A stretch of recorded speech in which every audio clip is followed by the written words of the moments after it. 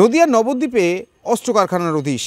আরে এই অস্ত্র সেই অস্ত্র নয়, এটি মা কালীর খাঁড়া কিংবা মায়ের মুন্ডুমালা, তার সঙ্গে সঙ্গে অন্যান্য দেবদেবীর মূর্তি। বিশেষ করে এই খাঁড়া তৈরি নবদ্বীপে অর্থাৎ পেতলের কাজের জন্য বিখ্যাত থাকলেও বংশ পরম্পরায় খাঁড়া তৈরি করে আসছেন এখানকারই বাসিন্দারা।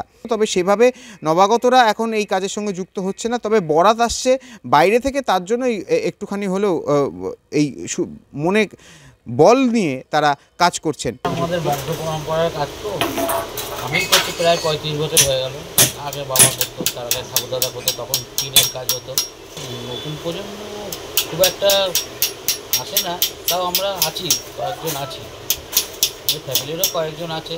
আর এই খাঁড়া কিন্তু এখন রীতিমতো শুধু জেলায় নয়, জেলার বাইরে বিভিন্ন রাজ্য তথা দেশের বাইরেও কিন্তু যাওয়া শুরু করেছে। আর সামনেই যেহেতু দীপাবলি আর মা কালীর পুজো বাংলা জুড়ে হয়, তাই এখন মা কালীর খাঁড়া এবং অন্যান্য সামগ্রী তা কিন্তু রীতিমতো তৈরি হচ্ছে এবং জোর প্রস্তুতি চলছে কারখানাগুলিতে।